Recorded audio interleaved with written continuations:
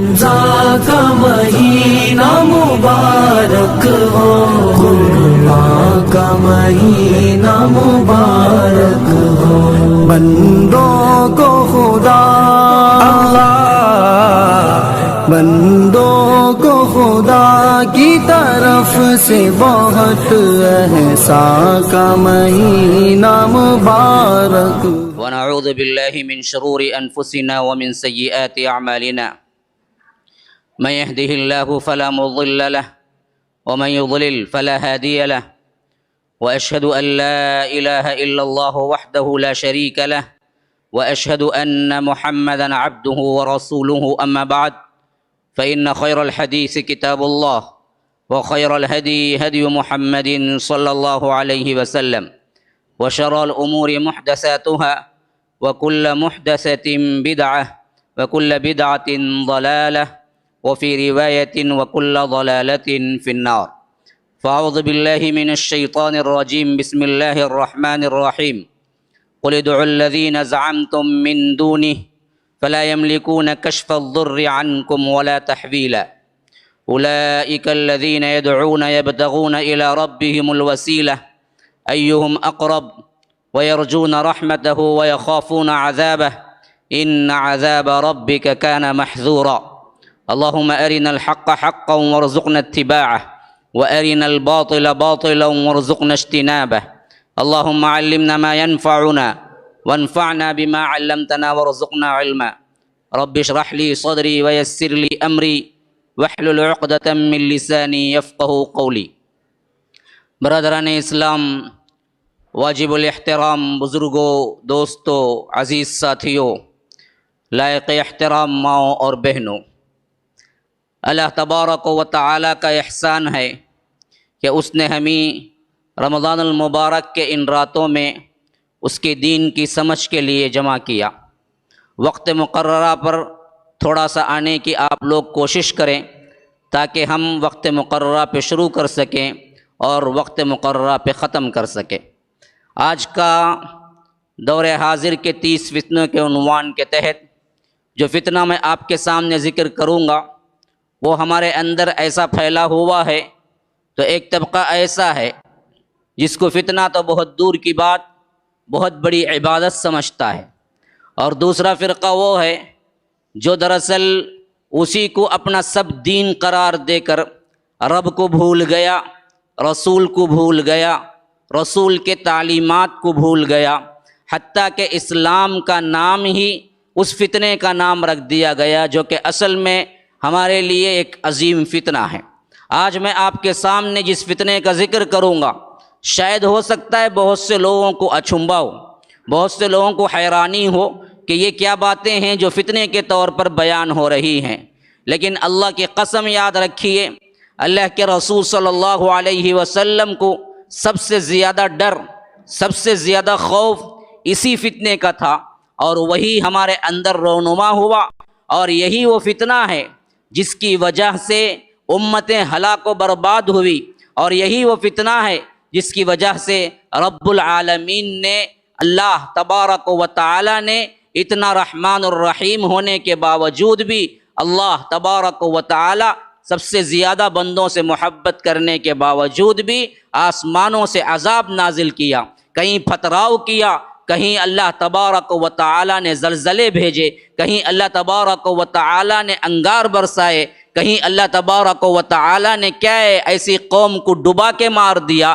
لیکن یہ ایک فتنہ تھا جس کی وجہ سے رب العالمین نے نہ بخشا، نہ آنے والے قوموں میں کبھی اس کے لیے بخشش ہوگی۔ وہ کون سا فتنہ ہے جو کہ ہمارے اندر فتنہ نہیں بلکہ ایک عبادت کی حیثیت سے مشہور ہے، ایک عبادت کے طور پہ ہم انجام دیتے ہیں، اور اسلام کا سب سے بڑا بنیادی فلسفہ، یا یوں سمجھ لیجئے اسلام کا بنیادی وصف اور نظر آنے کی چیز ہی اس کو ہم نے قرار دیا ہے، وہ ہے قبروں کا فتنہ، وہ ہے مزاروں کا فتنہ، وہ ہے ان فتنوں کے اندر جن کو آج لوگ یہ سمجھ چکے ہیں کہ اسلام کا مینارہ، اسلام کا سب سے بڑا پریزنٹیشن، اسلام کا اسی طرح کیا ہے اسلام کے لحاظ سے کہ یہ نقطہ اور یہ تصویر کہ یہاں اسلام ہے یا اسلامی طریقے پر کوئی کام ہو رہا ہے تو کسی گنبد کی نشانی،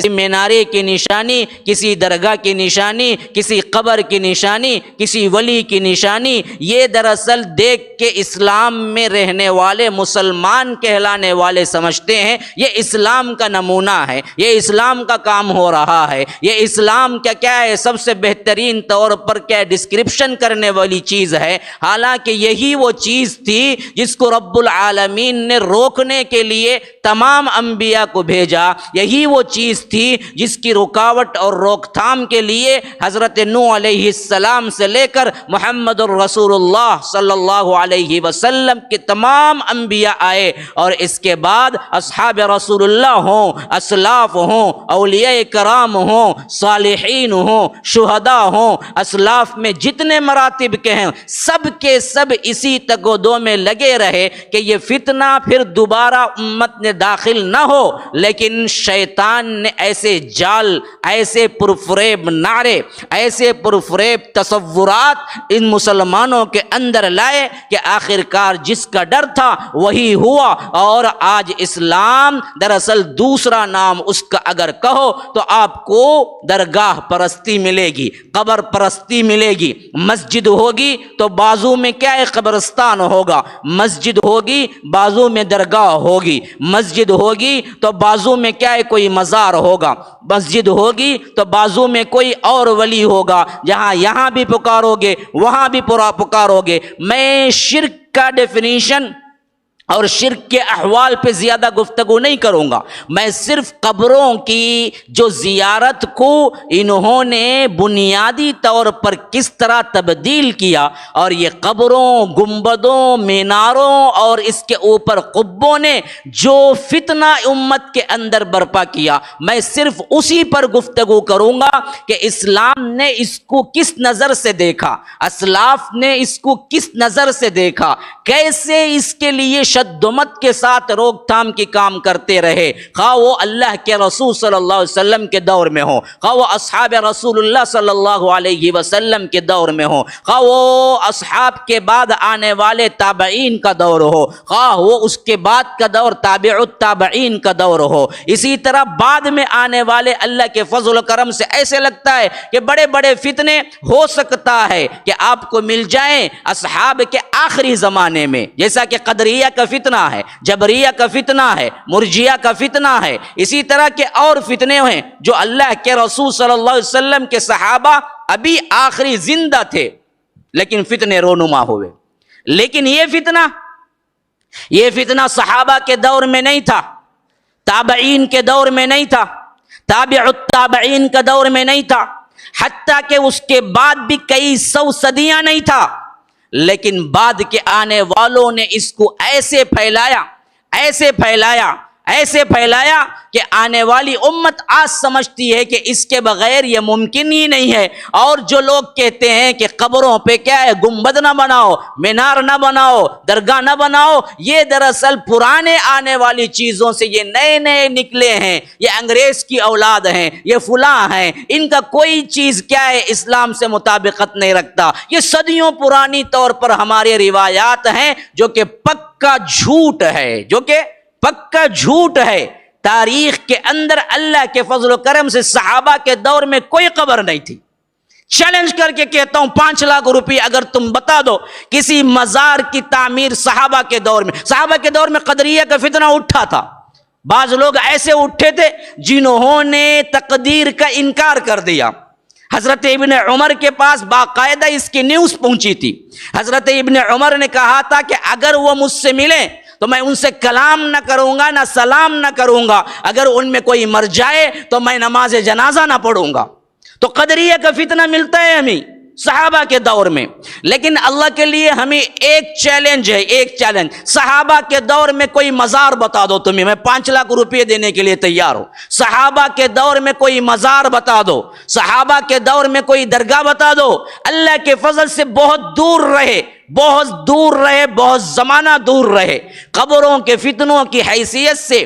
آج جس طرح اسلام کو انہوں نے قبروں کی زیارت اور قبروں کے اوپر قبے بنانے اور اسی طرح تعمیرات کے نئے نئے شہکار بنانے، کروڑوں روپیے اس میں صرف کرنے اور اس کے ساتھ ساتھ اسی کی پوجا پاٹ کو اسلام قرار دینے کا یہ سب سے بڑا المیہ ہے، ملعون ہم قرار دیے گئے۔ آج ہمارے اندر نمازیوں کی تعداد لاکھوں میں مل جائے گی، آج ہمارے اندر روزے داروں کی تعداد لاکھوں میں مل جائے گی، آج ہمارے اندر صدقہ کرنے والوں کی تعداد لاکھوں میں مل جائے گی۔ اللہ کے فضل و کرم سے مسلمانوں میں عبادات کی حیثیت سے آپ ذرا ان میں سے یہ کریں کہ نسبت اختیار کریں، ان لوگوں کی کیا مردم شماری اختیار کریں تو ایک اچھی متعدد بھی تعداد مل جائے گی، لیکن پھر بھی اللہ تبارک و تعالی کی رحمت ہم پر نہیں ہے، جگہ جگہ مار کھا رہے ہیں۔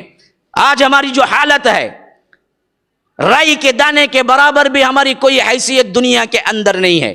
کوئی کہتا ہے کہ اسلاف کی وجہ سے، کوئی کہتا ہے کہ افلاس کی وجہ سے، غریبی کی وجہ سے، کوئی کہتا ہے ہمارے اندر تعلیم نہیں ہے، کوئی کہتا ہے ہمارے پاس کیا ہے صحیح طور پر تنظیم نہیں ہے، کوئی کہتا ہے ہمارے پاس کیا ہے نیوکلیئر ویپنز نہیں ہے، کوئی کہتا ہے ہمارے پاس کیا ہے فوج نہیں ہے، کوئی کہتا ہے ہمارے پاس کیا ہے فلاں نہیں ہے، سائنسدان نہیں ہے، انجینئرز نہیں ہے۔ اللہ کی قسم اگر تم صحیح طور پر تحقیق کرو تو ہمارے اندر انجینئرز بھی ہیں، ہمارے اندر ڈاکٹر بھی ہیں، ہمارے اندر فوج بھی ہے، ہمارے اندر کیا ہے دولت مند بڑے بڑے ممالک بھی ہیں، اور سب کچھ ہوتے ہوئے یہ تو تذلیل ہے، یہ جو حالت ہے یہ اسی وجہ سے ہے کہ اللہ نے جس کو روکنے کا حکم دیا، قبروں کو اور اس پر قبہ بنانے والوں کو اور اس سے استعاذہ کرنے والوں کو، اس سے کیا ہے پکارنے والوں کو، اس سے مدد طلب کرنے والوں کو اللہ نے جیسے سزا دی، اس سزا کو نہ ہم نے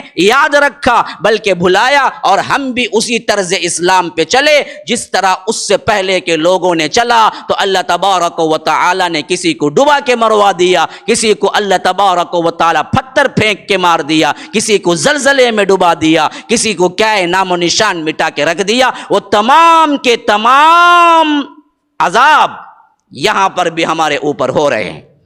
اس کی وجہ ایک ہے، قبر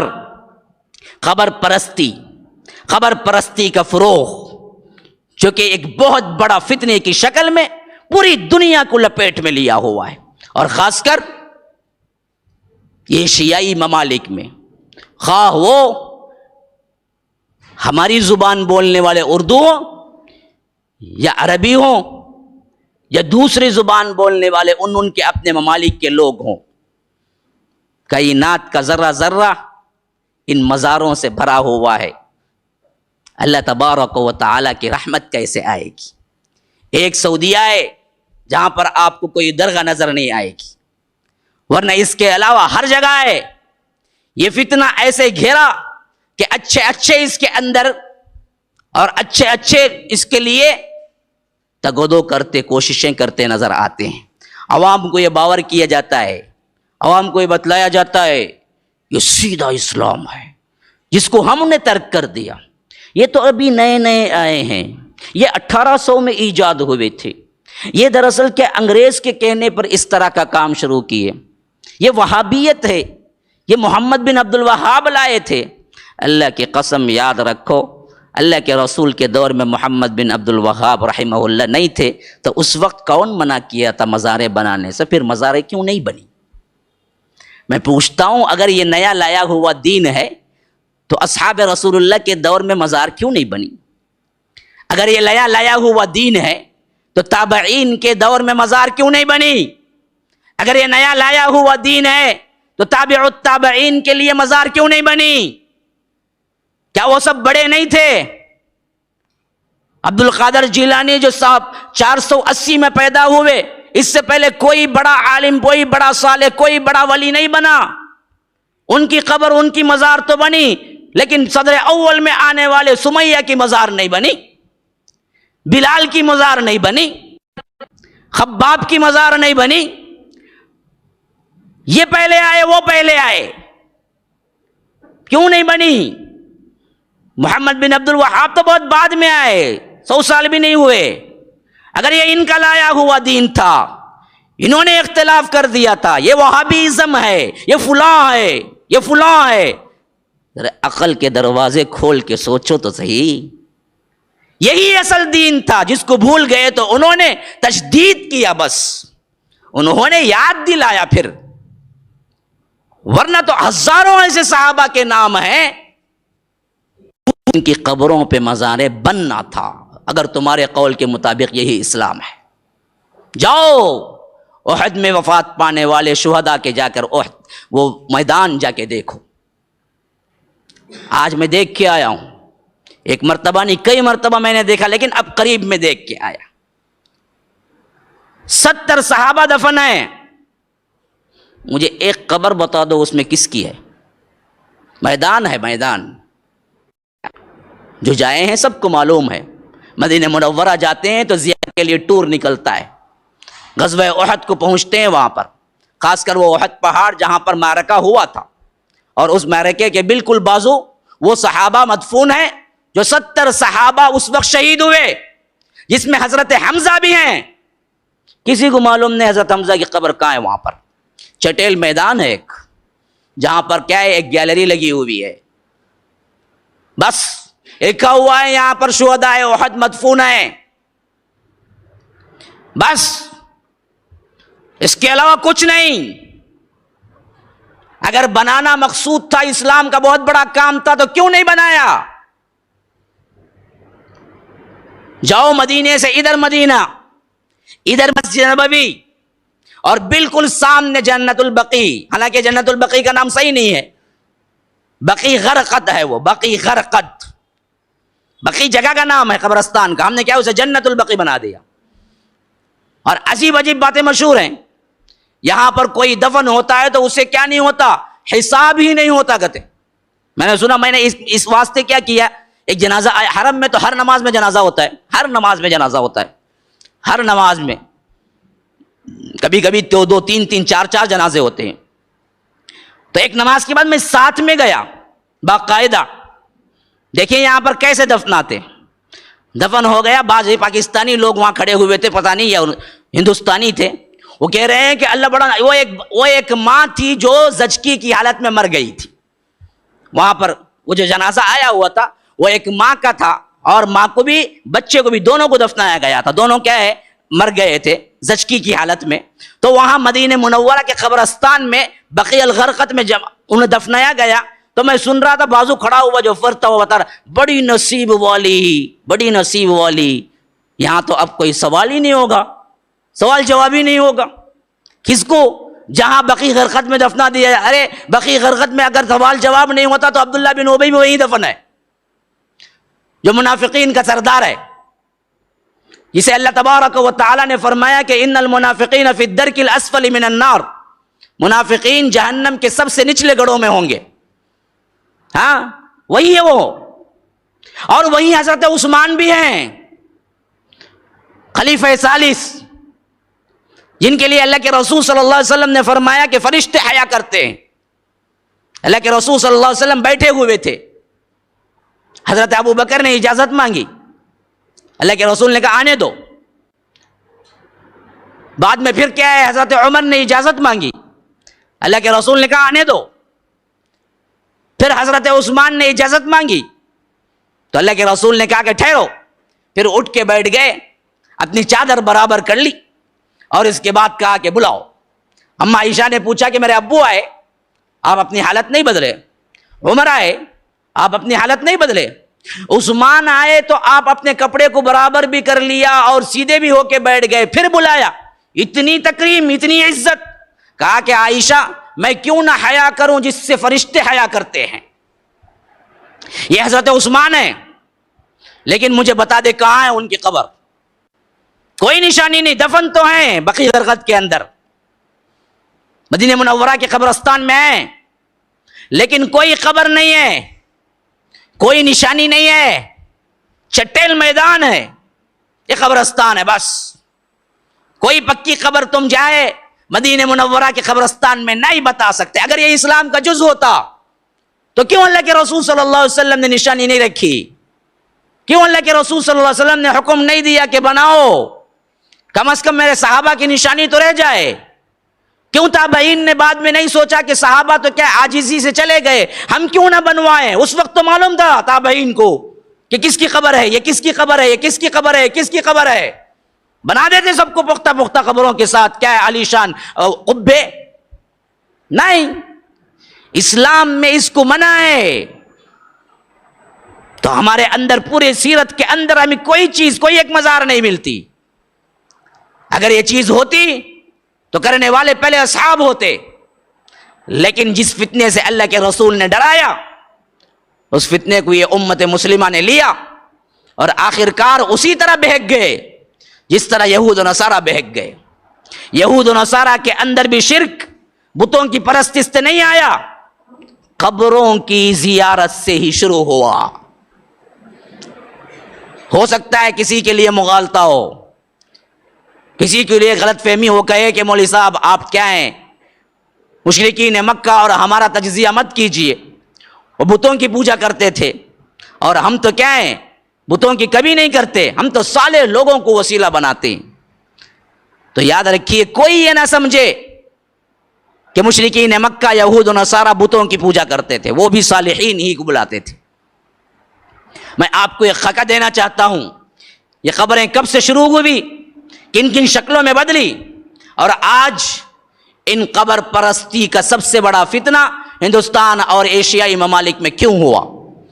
کیونکہ عربی سے, اسلام کی حقانیت سے اتنے ہی دور ہوئے ہم کہ ہمارے اندر ہندوستانی جوگیوں کا اور ایرانی فلسفیوں کا, روم کے عیسائیوں کا, راہبوں اور پادریوں کا, ان کے جو اعتقادات تھے, یہ تمام چیزیں مل کر ایک ملغوبہ بن کے ہمارے پاس آئے. صحیح اسلام سیدھے عرب سے نہیں آیا. اس وجہ سے ہندوستان کے اندر اتنے درگاہ اور اتنے قبر پرستی کے اڈے ہیں جتنے سب سے زیادہ ہم دیکھتے ہیں دنیا میں کہیں نہیں ہے. اور لطف کی بات یہ کہ یہاں پر کبھی کوئی ولی بنا تو اللہ کی کوئی سرٹیفکیٹ تو نازل نہیں ہوئی, لیکن جن کو سرٹیفکیٹ نازل ہوئی رضی اللہ عنہم ورضوا عنہ کی, وہ پورے یا تو مدینے میں ہیں, یا تو شام میں ہیں, یا نہیں تو مکے میں ہیں, لیکن وہاں پر کوئی مزار, کوئی قبر نہیں ہے. جہاں ہے, جہاں سرٹیفکیٹ تھی, وہاں کوئی مزار نہ بنی. جن کے لیے کوئی سرٹیفکیٹ نہیں, یہاں کے لیے مزار پہ مزار. کبھی کسی کتے کی بھی مزار ہے, کبھی کسی کیا ہے پتھر کی بھی مزار ہے, کسی بڑھیا کی بھی مزار ہے, کسی کیا ہے وہ بڑھیا کے ساتھ رہنے والا کوئی کتا ہے, کوئی بلی ہے تو اس کی بھی مزار بنی. یہ قبروں کو رواج دینا, قبروں کو پختہ کرنا, قبروں کے پاس بیٹھنا, اس فتنے کو اللہ کے رسول صلی اللہ علیہ وسلم پہلے ہی جانتے تھے, اسی وجہ سے آگاہ کر کے گئے. اور ابھی ایسے وقت جبکہ اللہ کے رسول صلی اللہ علیہ وسلم کو سخت بخار تھا, اللہ کے رسول صلی اللہ علیہ وسلم محسوس کرتے تھے کہ اب یہ دنیا سے جانے کا وقت ہے, لیکن اپنے بارے میں اور لوگوں کے بارے میں معلوم تھا, محسوس تھا کہ وہ لوگ ہیں جو آگے چل کے شاید وہی فتنہ جو فتنہ یہود و نصارہ کو کھا گیا, یہی فتنہ ان لوگوں کو بھی آئے گا. تو اللہ کے رسول اپنے اس حالت میں بھی تنبیہ پہ تنبیہ کر کے گئے. اب میں لسٹ اور ترتیب وار آپ کو واقعات بتلاتا ہوں.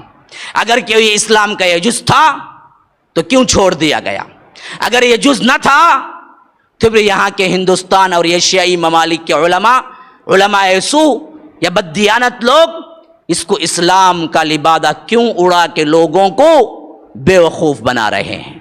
اس فتنے سے جب تک نہیں نکلو گے ہماری کوئی کارکردگی اللہ تبارک و تعالیٰ کے ہاں قابل قبول نہیں ہوگی. قبر پرستی کا فتنہ کوئی عام فتنہ نہیں ہے, یہ وہ فتنہ ہے جس کی وجہ سے تمام گناہ, دراصل تمہارے تمام اعمال تمہارے اللہ کے ہاں قبول نہیں ہوتے جب تک کہ اس فتنے سے نہیں نکلو گے. سب سے پہلی چیز, یہ قبر کا فتنہ کس دور کا ہے؟ آج کا کل کا ہے؟ نہیں, یہ حضرت عیسیٰ سے آنے سے پہلے سے ہے, حضرت ابراہیم کے آنے سے بھی پہلے ہے, حضرت نوح علیہ السلام سے بھی آنے سے پہلے کا فتنہ ہے. بڑا گہرا فتنہ ہے. بہت سے لوگوں کو بہکایا، بہت سے لوگوں کو گمراہ کیا۔ حضرت ابراہیم علیہ السلام نے اسی سے تو کیا ہے دعا مانگی تھی، ربنا انی اسکنت من ذریتی بواد غیر ذی زرع عند بیتک المحرم ربنا لیقیموا الصلاة فاجعل افئدة من الناس تهوی الیہم وارزقهم من الثمرات لعلهم یشکرون ربنا انک تعلم ما نخفی وما نعلن وما یخفى علی اللہ من شیء فی الارض ولا فی السماء رب انہن اضللن کثیرا من الناس۔ اللہ لوگوں میں سے بہت سے لوگ اسی کی وجہ سے گمراہ ہوئے۔ اس فتنے سے بچانا میری آل اولاد کو۔ اللہ نے حرم کو آج بھی بچائے رکھا ہے، بلکہ حرمین کو بچائے رکھا ہے۔ یہ فتنہ کب سے شروع ہوا؟ امام ابن کثیر کہتے ہیں، اور آج کے سب ماننے والے خاص 2-3 گروہ کے ہوں، 3-4 گروہ کے ہوں، وہ شخصیت جو متفق علیہ مانی جاتی ہے، ہندوستان کے 1300 عیسوی میں پیدا ہوئے شاہ ولی اللہ محدث دہلوی، جنہوں نے سب سے پہلے فارسی میں قرآن کا ترجمہ کیا یہاں پر۔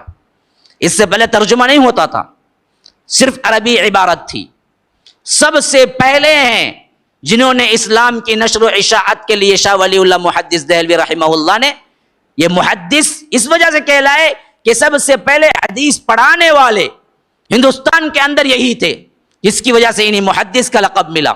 اور یہ دہلوی کے اندر تھے تو یہ دہلوی کہلائے۔ اور انہوں نے سب سے بڑا اقدام کیا، وہ اقدام جو کہ انہوں نے قرآن کو فارسی میں ترجمہ کیا، اور پھر ان کے بیٹے آئے، انہوں نے اس کو اردو میں ترجمہ کیا۔ گویا کہ 1700 1800 1900 20 400 سال یا 350 سال کا عرصہ ہے جس میں قرآن ترجمہ ہوا۔ اس سے پہلے قرآن ترجمہ نہیں تھا، تو ہندوستان میں تمام کے تمام کیا تھے؟ جاہل قسم کے لوگ تھے، یا وہ عالم تھے جن کو عربی آتی تھی تو اسلام سمجھ سکتے تھے، قرآن سمجھ سکتے تھے۔ یہاں جمود تھا، اس کو توڑا، کام کیا تو یہ شاہ ولی اللہ محدث دہلوی ہیں۔ وہ اپنی فتح القدیر، اپنی تب سے بڑی میاناز فتح العزیز جو تفسیر ہے، اس میں لکھتے ہیں باقاعدہ طور پر، یہ قبروں کے فتنے کا سلسلہ یہ ہمارے آپ کے نہیں ہے، تمام ہندوستان مانتا ہے ان کو۔ میں انہی کا حوالہ دے کے بتا رہا ہوں۔ وہ کہتے ہیں کہ یہ قبروں کا فتنہ حضرت نوح علیہ السلام کے آنے سے پہلے ہوا، اور اللہ نے 5 ناموں کو ذکر کیا ان کے بتوں کی حیثیت سے، جو کہ حضرت نوح علیہ السلام کے لوگ پوجا پاٹ کرتے تھے۔ اور یہ روایت اکرمہ سے، مجاہد سے، ابن کثیر سے ہمیں منقول ہے کہ یہ 5 جو قرآن میں نام آئے وہ پورے کے پورے اللہ تبارک و تعالی کے نیک اور برگزیدہ بندے حضرت ادریس کی اولاد تھے۔ یہ کون کہتے ہیں؟ میں نہیں کہتا ہوں، شاہ ولی اللہ محدث دہلوی خود اپنی تفسیر میں لکھتے ہیں کہ اللہ نے حضرت نوح کی قوم کو عذاب بھیجا تو شرک کی وجہ سے بھیجا، اور اس وقت اللہ نے 5 نام لیے ہیں کہ ان 5 بتوں کو یہ اللہ کے ساتھ شریک کرتے تھے۔ وہ 5 نام قرآن میں خود آئے سورہ نوح کے اندر، لا تذرن آلہتکم ولا تذرن ودا ولا سواعا ولا یغوث ویعوق ونسر۔ 5 نام، ود، سواع، یغوث، یعوق، نسر۔ حضرت آدم علیہ السلام کے بعد ان کے بیٹوں میں نبوت چلی تو وہ حضرت شیث تھے، شیث علیہ السلام۔ ان کا ذکر قرآن میں نہیں آیا ہے، لیکن دوسری کتابوں سے ہمیں ملتا ہے کہ ڈائریکٹ حضرت آدم کے بیٹوں میں جس کو نبوت ملی وہ حضرت شیث علیہ السلام ہے۔ ان کے بیٹے حضرت ادریس تھے، ان کے بیٹے حضرت ادریس تھے۔ وَاذْكُرْ فِي الْكِتَابِ ادریس، اس قرآن میں ادریس کا ذکر کرو۔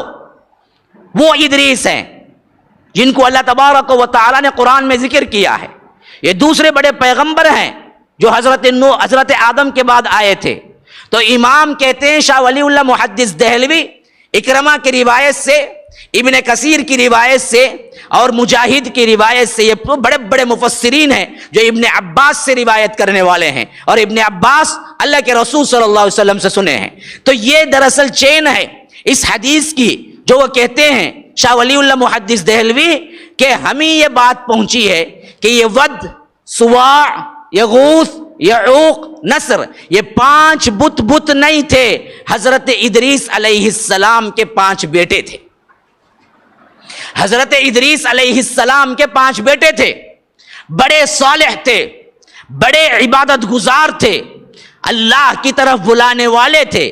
مجلسیں جب جمع ہوتی تھی تو گھنٹوں تقریریں کرتے تھے اور لوگوں کو ایسی رقت دلاتے تھے، ایسے اللہ تبارک و تعالی نے ان کے تقریروں کے اندر، ان کے بیانات کے اندر، ان کی آواز میں ایسی تاثیر رکھی تھی کہ لوگ وہیں پر رو رو کے توبہ کرتے تھے۔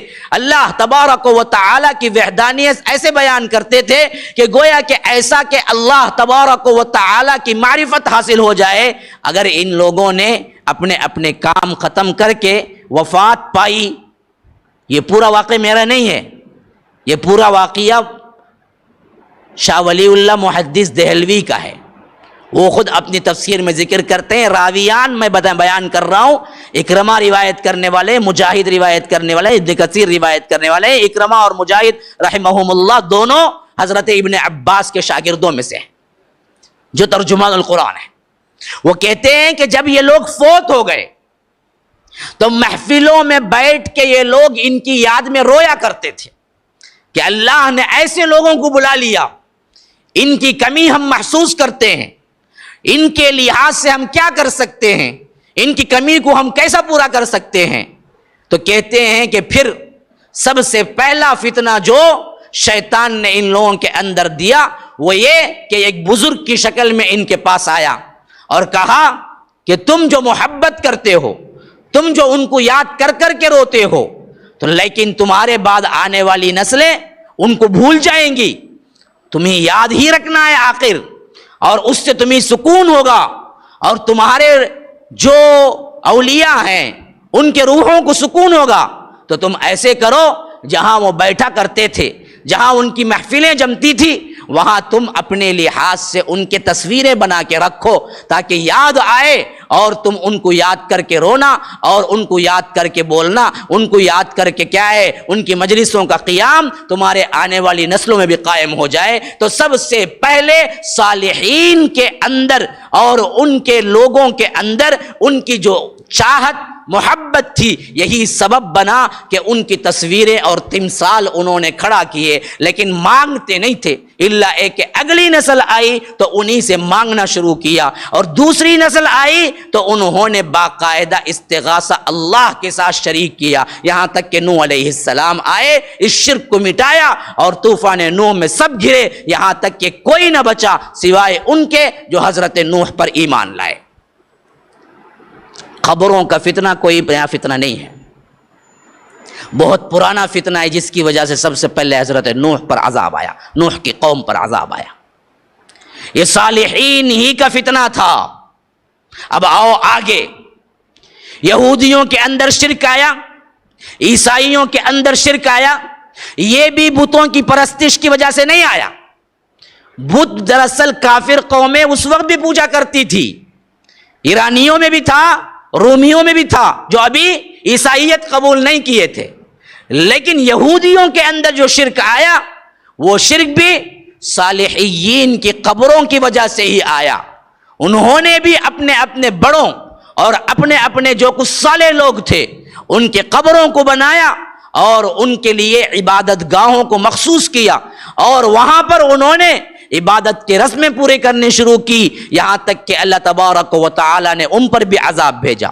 اب اس کی سب سے بہترین مثال بخاری و مسلم کی روایت، اما عائشہ کی روایت، حضرت ام سلمہ بیان کرتی ہیں، کہتی ہیں کہ ہم حبشہ گئے کیونکہ وہ اپنے پہلے شوہر کے ساتھ حبشہ میں تقریباً 15 سال رہ چکی تھی، پھر اس کے بعد اللہ کے رسول سے شادی ہوئی تو ام سلمہ اللہ کے رسول صلی اللہ علیہ وسلم کی بیوی بنی، امہات المؤمنون میں شامل ہوئی۔ تو وہ کہتے ہیں کہ ہم جب حبشہ گئے تو وہاں پر ہم نے کنیسہ دیکھا۔ کنیسہ کیا معنی؟ کنیسہ کا مطلب ہے عیسائیوں کا عبادت خانہ،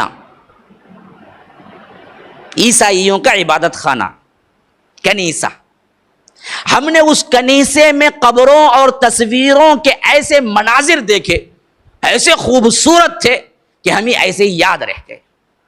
جب ہم اللہ کے رسول صلی اللہ علیہ وسلم کے ساتھ آئے، نکاح بھی ہو گیا، کہتے ہیں کہ ام سلمہ اللہ کے رسول مرض وفات میں تھے، یعنی وہ مرض جس میں وفات پائی، اور تقریباً وفات سے 1-2 دن پہلے شدت کی بخار سے اللہ کے رسول کبھی اپنا کمبل اٹھا کے کیا ہے پورے چہرے پہ اوڑھ لیتے، کبھی نکال دیتے، کبھی اوڑھ لیتے، کبھی نکال دیتے، پسینہ ٹپکتا تو نکال دیتے، پھر ٹھنڈ ہوتی تو اوڑھ لیتے. ایسی کیفیت، یعنی بہت ہی کیا ہے درد کی کیفیت تھی. ایسے وقت میں میرے زبان سے نکل گیا کہ ہم نے کیا ہے حبشہ میں بڑے بہترین طور پر کنیسے دیکھے جس میں کیا ہے بڑی خوبصورت تصویریں اور قبریں تھی.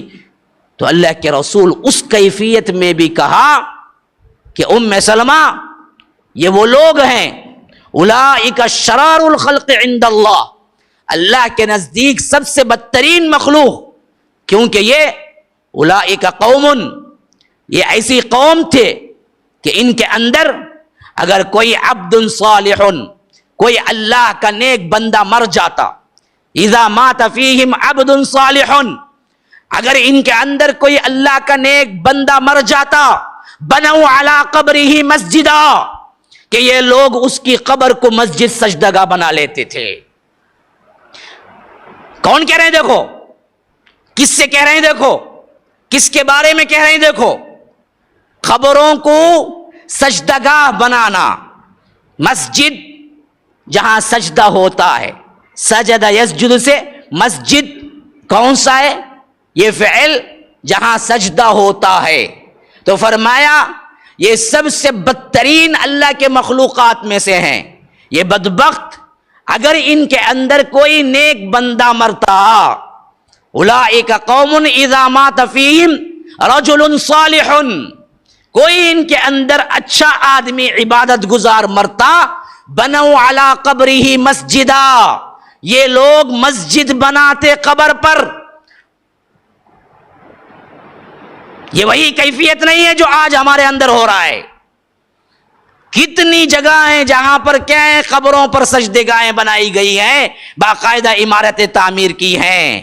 ان تعمیر کرنے والے سب افراد کو اور ان میں جانے والے سب افراد کو اللہ کے رسول نے اس وقت یہ سب سے بڑی سنگینی بتائی کہ اولئک شرار الخلق عند اللہ، اللہ کے نزدیک سب سے بدترین مخلوق کوئی ہے تو وہ یہی ہے.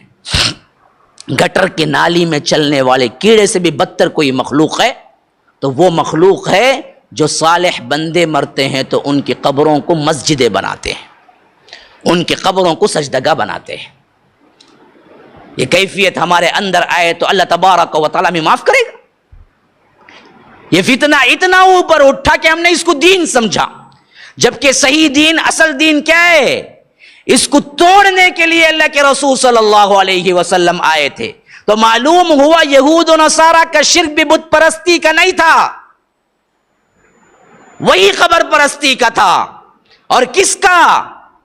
جو ان کے صالح افراد تھے ان کو دفن کرنے کے بعد ان کی قبروں کو چراغیں کرنا، گنبدیں بنانا، ان سے مانگنا، ان سے عرس کرنا، میلہ کرنا، یہ سب تھا اس وقت، جس کی وجہ سے اللہ کے رسول نے منع کیا.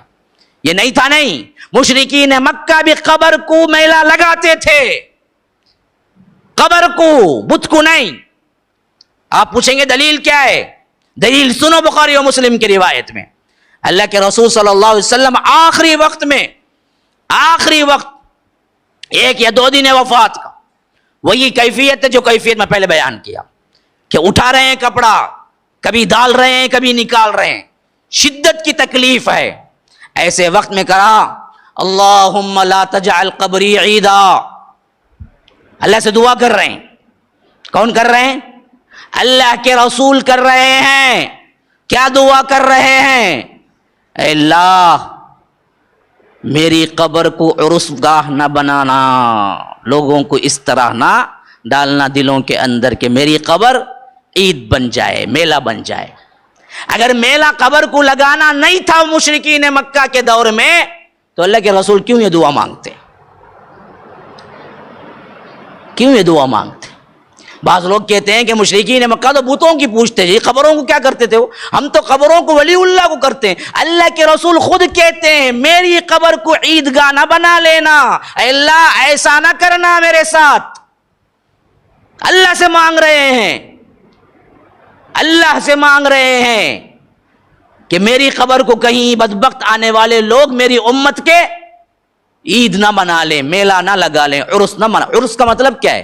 شادی، میلہ لگانا، عید منانا۔ عرس کا مطلب وہی ہے اردو میں، یہی اللہ کے رسول بھی کہتے ہیں لا تجعل قبری عیدا، میری قبر کو عیدگاہ نہ بنا لو، میلہ نہ لگاؤ، عرس نہ کرو۔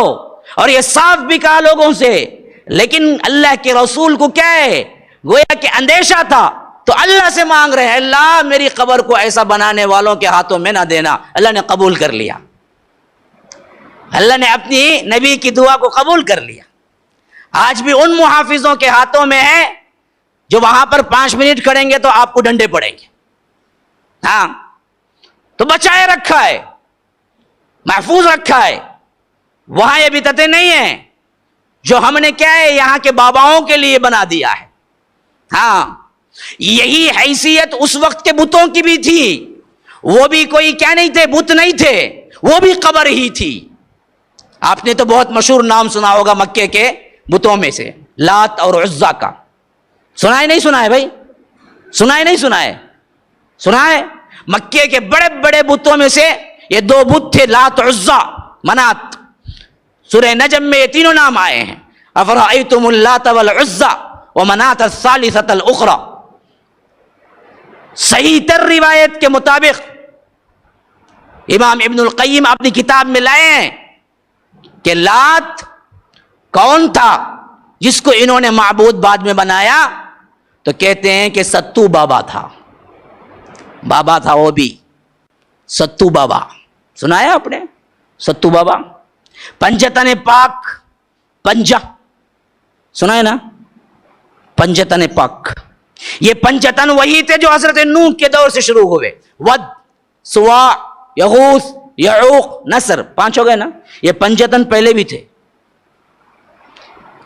ایک پنجتن ہم نے بنائے، ایک پنجتن پہلے بھی تھا، وہ پنجتن یہی تھے، ود، سواع، یغوث، یعوق، نصر، پنجتن۔ اور یہ لات کون تھا؟ یہ ستو بابا تھا، یہ ستو بابا۔ کیوں میں یہ لقب دے رہا ہوں پتہ ہے؟ روایتوں میں آتا ہے کہ اس کو دراصل بنانا اور یہاں پر مانگنے کا رواج، اس کو بدھ بنانے کا رواج یوں پڑا، وہ بڑا نیک صالح انسان تھا، حاجی جب آتے تھے اس دور میں ان کو ستو پلایا کرتا تھا، دال ڈال کے سب کی خدمت کرتا تھا حاجیوں کی۔ جو حاجی آتے تھے بھوکے پیاسے، ان کو ستو کا آٹا رکھ لیتا، پانی رکھ لیتا، اور جو مسافر آتے ان کو کیا کرتا ہے، ستو گھولتا اور وہ پانی بھی پلاتا، اور ساتھ میں اس ستو کی وجہ سے طاقت بھی آتی۔ یہ ستو بابا جب مر گیا تو جس پتھر پہ بیٹھ کے وہ ستو پلاتا تھا وہیں پر اس کا بت بنا دیا۔ یہ بھی قبر پرستی تھی، بت پرستی نہیں تھی۔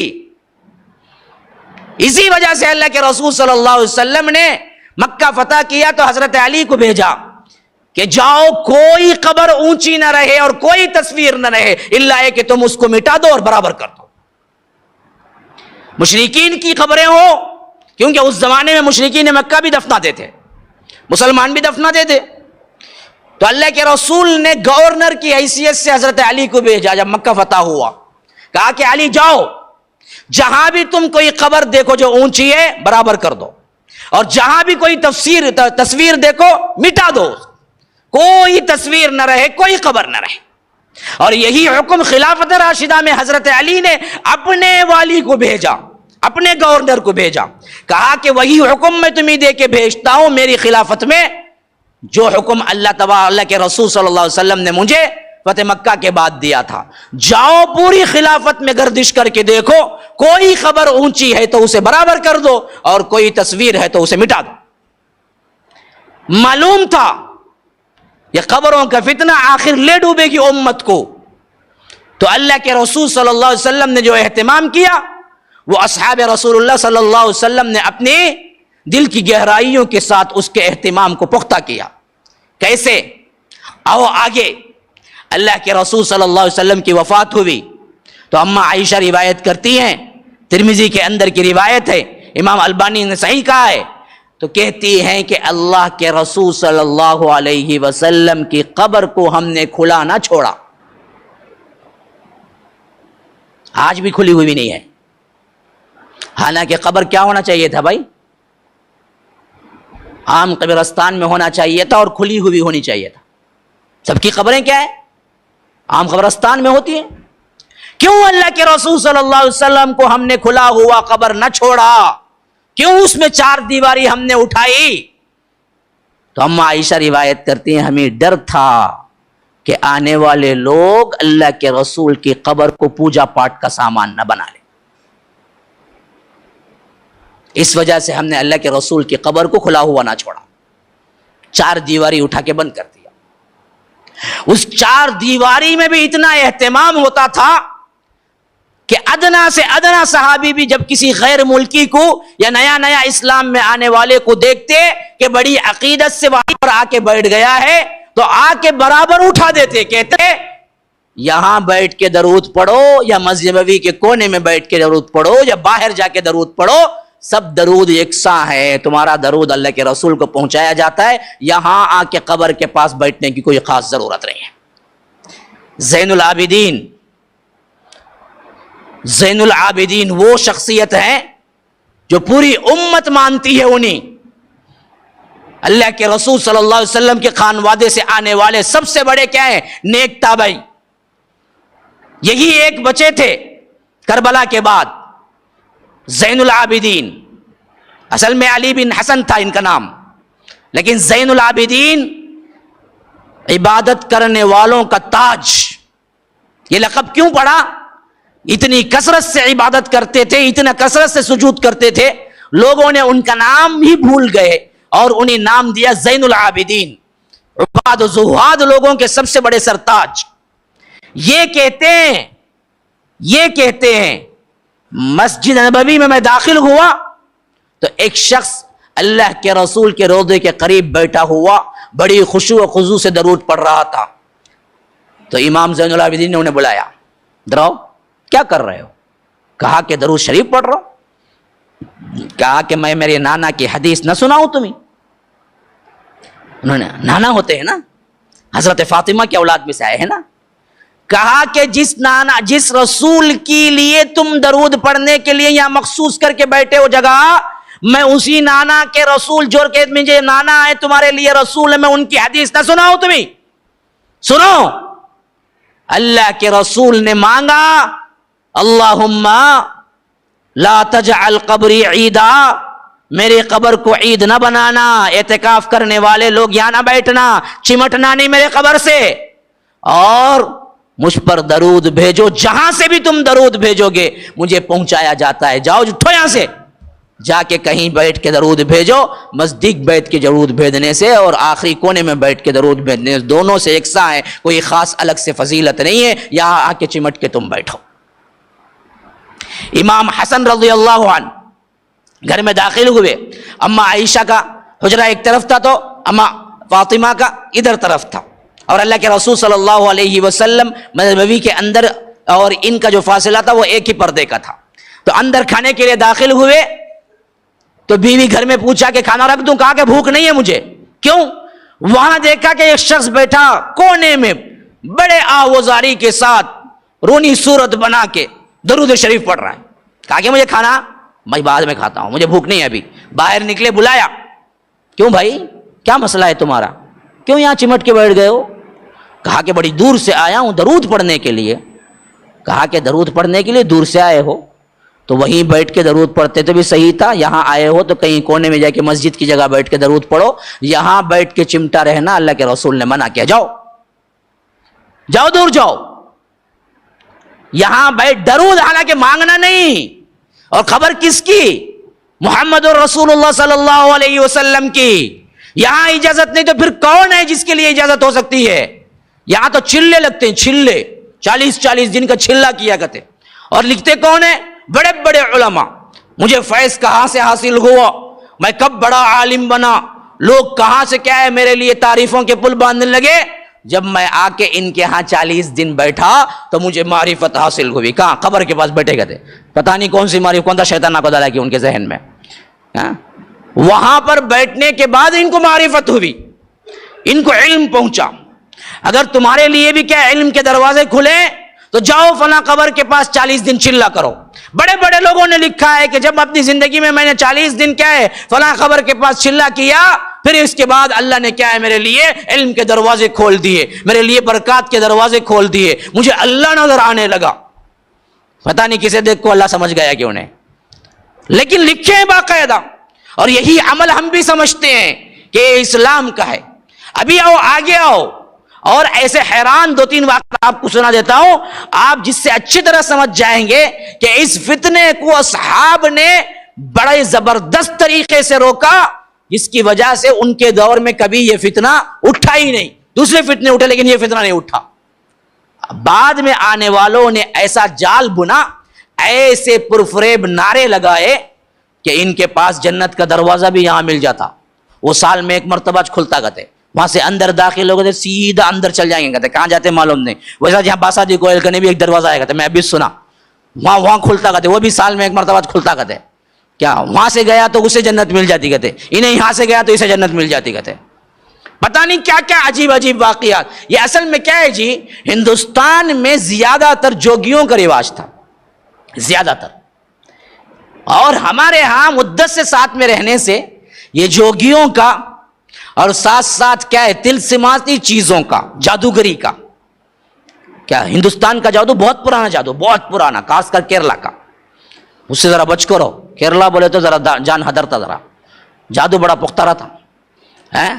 تو یہ جو چیزیں ہیں نا، انہی سے یہ لوگ اپنی مذہبی طور پر تمام رسومات کرتے تھے، تمام یہی چیزیں جب یہاں پر رہنے والے کیے تو ان لوگوں نے بھی، بدبختوں نے بھی اسی سے کیا، اور یہی وجہ سے یاد رکھیے اللہ کے صالح ترین بندوں کی قبریں اللہ نے بچا دی۔ یہ وہی بدبختوں کی خبریں رہی جو پہلے سے ہی چاہتے تھے کہ ان کی پوجا پاٹ زندگی میں بھی ہو، تو اللہ نے ان کی خبریں، اب دیکھیے کتنے نام ہیں، جتنے ہمارے پاس خبریں ہیں، واقعتاً اندر دفن بھی ہے نہیں ہے، یا کتا ہے، نہ چپل ہے ان کی، نہ ان کا ڈنڈا ہے، نہ ان کی لاٹھی ہے، پتہ نہیں کیا ہے بلا، لیکن اصل جو ہے نا اللہ نے بچا دیا، اصل نہیں ہے۔ حتیٰ کہ میں نے پڑھا کہ عبد القادر جیلانی کا جو بغداد میں نعرہ ہے وہ خبر بھی ان کی اصلی نہیں ہے، کیونکہ ان کی اصلی خبر کو اللہ نے چھپا دیا۔ نیک صالح بندے تھے، جو رواجن خبر مشہور ہے وہ خبر نہیں۔ اسی طرح حضرت علی کی خبر کو اللہ نے چھپا دیا، جو رواجن مشہور ہے وہ خبر نہیں ان کی۔ امام حسنین کریمین کی خبر کو اللہ نے چھپا دیا، جو رواجن مشہور ہے وہ نقلی ہے، صحیح خبر تو اللہ تبارک و تعالی نے چھپا دیا۔ نیک لوگوں کی خبروں کو بھی اللہ نے چھپا دیا۔ اس حیثیت سے اہتمام کیسے ہوتا تھا، اب یہ واقعہ سنو۔ حضرت عمر بن عبدالعزیز کے زمانے میں محمد بن اسحاق اپنی روایت سیرت ابن اسحاق کے اندر یہ لائے ہیں، ابو العالیہ راوی ہیں، اور وہ کہتے ہیں کہ تستر جو فتح ہوا، ایران کا ایک علاقہ تھا تستر، وہاں فتح ہوا تو ہم نے دیکھا کہ جو محل ہمارے اندر آیا، جہاں پر وہ بادشاہ رہا کرتا تھا، اس محل کے تہخانے میں پہنچے تو ہم نے وہاں پر دیکھا کہ ایک پوری لاش، نعش کا مطلب ہے لاش، بڑی خوبصورت تر و تازہ کھلی ہوئی بغیر پیکنگ کی تہخانے میں مدفون ہے، اور اس کے بالکل پاس میں ایک صحیفہ رکھا ہوا ہے، قرآن جیسا ایک بک وہاں پر رکھی ہوئی ہے۔ ہم پریشان ہو گئے، وہاں کے لوگوں کو اکٹھا کیا اور کہا کہ بھائی یہ کیا ہے تم نے جو چھپا کے رکھا ہے؟ کہا کہ یہ ہمارے بزرگ ترین انسان جو تھے ان کی لاش ہے، اور ہم اس کو اس وجہ سے محفوظ کر کے رکھے ہیں، یہ اللہ کے اتنے برگزیدہ تھے کہ ہمارے دور میں کبھی قحط آتا تو ہمارا بادشاہ حکم دیتا کہ ان کو باہر لاؤ، پھر اس لاش کو ہم باہر لاتے اور دعا کرتے تو فوری طور پر بارش نازل ہو جاتی۔ کرامت، بالکل صحیح شخصیت تھی، یہ حضرت دانیال تھے۔ حضرت دانیال ان لوگوں میں سے ہیں جو بنی اسرائیل کے سب سے بڑے عابدین اور زہاد میں، بعضوں نے انہیں کیا ہے نبی کہا ہے، بعضوں نے انہیں کہا ہے کہ سب سے بڑے داعی اسلام تھے اس دور کے۔ اللہ نے ان کے جسم کو محفوظ کر دیا تھا، کہ انہیں کوئی کیڑا نہیں لگا، کوئی کیڑا نہیں لگا. اور انہوں نے پوچھا کہ اچھا یہ کتنے سال سے رہا ہوگا تمہارے پاس؟ تو انہوں نے کہا کہ 300 سال سے ہمارے پاس یہ خبر ہے، یہ لاش موجود ہے. یہ ایک دو نہیں، 300 سال سے یہ لاش ہمارے پاس موجود ہے. اور صحیح تر روایت ہے سیرت ابن اسحاق کی، محمد ابن اسحاق بیان کرتے ہیں، ابو العالیہ راوی ہیں، کہتے ہیں کہ ہم تستر جب فتح کیا تو یہ سابقہ ہمارے سے پیش آیا کہ ایک تر و تازہ لاش 300 سال پرانی، وہ بھی خود بیان کر رہے ہیں کہ جب کبھی بارش کا مسئلہ ہوتا قحط کا، ہم اس کو باہر لاتے، دعا کرتے، بارش ہوتی. یہ بھی جھوٹ نہیں بول رہے تھے وہ. اب یہ پریشان ہو گئے. صحابہ نے حضرت عمر کو لکھ بھیجا، ہمیں تستر فتح ہوا تو ایک لاش ملی ہے. وہ لاش کہتے ہیں کہ یہ دنیال رضی اللہ عنہ کی ہے. بعض اس کو کہتے ہیں کہ یہ کیا نبی بھی تھے، اور ان کے بازو میں ایک مصحف رکھا ہوا ہے اور وہ مصحف دوسری زبان کا ہے. تو حضرت عمر نے کہا کہ وہ مصحف بھیجو. وہ مصحف جب آیا تو اس وقت جو عبرانی زبان کے سب سے بہتر ماہر تھے، کعب احبار نامی ایک تابعی، ان کو بلوایا. ان کو عربی بھی آتی تھی، یہ زبان بھی آتی تھی. کہا کہ ٹرانسلیٹ کرو. تو مصحف کو انہوں نے ٹرانسلیٹ کیا. ٹرانسلیٹ کر کے جب رکھا تو حضرت عمر نے پوچھا کہ پڑھو کیا لکھا ہے. کہا کہ اے امیر المومنین، آپ کے بارے میں اور اصحاب رسول اللہ کے بارے میں اور پیشنگیوں کے بارے میں، اللہ کی توحید کے بارے میں اور آنے والے واقعات کے بارے میں، وہ سب چیزیں اس میں لکھی ہوئی ہیں جو میں ٹرانسلیٹ کر کے آپ کو سناتا ہوں. حضرت عمر نے کہا کہ واہ بھائی، بالکل واقعی جو آج گزر رہا ہے وہ پیشن گوئی کے طور پر اللہ نے نازل کیا ہوگا. یہ وہی مصحف جو اس دور میں ان کے لیے رہا ہوگا. تو یہ تو وہی باتیں بالکل صحیح ہے. تو جس سے تو معلوم ہو رہا ہے کہ دنیال جو نبی ہے وہ بھی صحیح ہے اور یہ ان کی لاش وہ بھی صحیح ہے. لیکن اب کیا کرنا تھا جی؟ اگر یہ فروغ ہوتا، یہ صحیح ہوتا، اسلام میں جائز ہوتا، بلکہ اسلامیکل لحاظ سے یہ سب سے اہم بات ہوتی کہ قبریں کوئی مجاوری کرو یا بناؤ یا قبے لگاؤ، تو حضرت عمر بولنا ہے پہلے شاندار ایک کیا ہے مزار بناؤ حضرت دانیال کی. بولنا تھا نہیں بولنا تھا؟ پورا ثابت ہے تاریخ سے، بالکل حضرت دانیال کی قبر لاش تھی وہ، اور اس سے کرامت بھی ظاہر ہوتی تھی. بلا کے دعا مانگی جاتی تو کیا ہے قحط چلے جاتا، بارش برستی تھی. اگر اس کی کوئی گنجائش ہوتی تو حضرت عمر کیا حکم دینا تھا؟ 300 سال پرانی لاش تر و تازہ، ایک کیڑا بھی نہیں لگا. کہتے ہیں کہ ہم نے پورا ٹٹول کے دیکھا جسم، کوئی کیڑا نہیں لگا تھا، سوائے چند بال کیا تھے، سفید تھے. ہو سکتا ہے وہ کیا گزرتے وقت ہی سفید رہے ہوں. حضرت عمر نے لکھ بھیجا کہ رات کے موقع پر، دن کے موقع پر لوگوں کو بتا کے قبر کھودی جا رہی ہے، بول کے قبر کھودو. سیم ٹو سیم ایسے 13 قبریں کھودو، رات کے موقع پر کسی ایک قبر میں دفنا دو اور مٹی سے مٹی ملا دو. صبح کو کسی کو دفنانے والوں کو بھی پتا نہ چلے کون سی قبر میں حضرت دانیال کی لاش کو کیا ہے دفنایا ہے.